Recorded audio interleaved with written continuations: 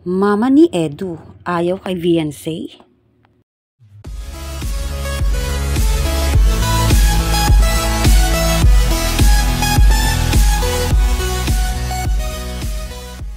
Sino nga kaya ang ayaw ng mama ni Edu?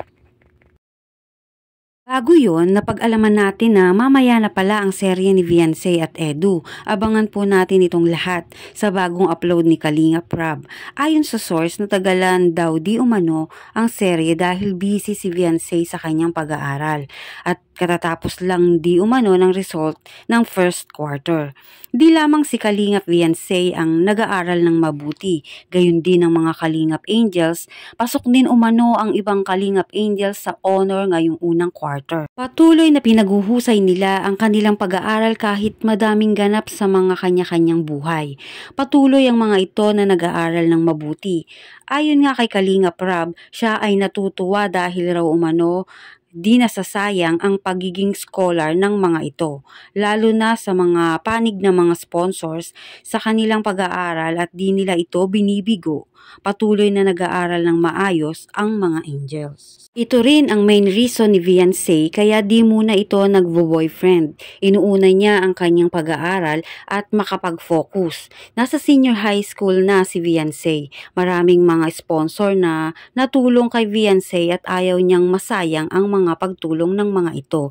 At sayangin ang pagkakataong ito na maraming nagtitiwala sa kanya. Nais umano nito na makagraduate sa senior high school ngayong taon. Sa susunod na taon ay 18 na si Viancé at ito ay pwede nang ligawan dahil nasa tamang edad na ito. Lubos lagi ang pasasalamat ni Viancé sa lahat ng sumusuporta sa kanya.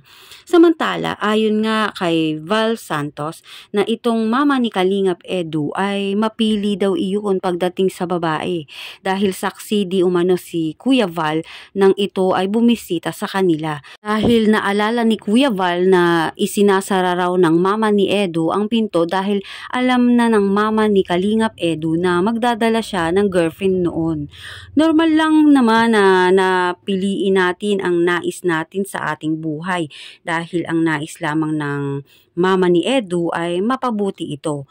Bagay na di masama dahil ang mga magulang talaga ang nakakaalam at napagdaanan na ito ng ating mga magulang. Kaya hindi magbibigay ng payo sa mga anak na ikakasama nila.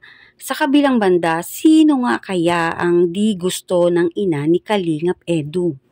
May lumalabas di umano na mga issue na si Arjen ay may gusto kay Kalingap Edu. Ngunit di naman ito sigurado dahil wala namang umanong mga patunay na si Arjen ay may pagtingin nga kay Edu. Ang matitiyak lang umano ng ating mga usapan ay gusto ng ina ni Edu si Viancé para sa kanyang anak. Nais ng ina ni Edu na si Viancé ay maging girlfriend ng kanyang anak.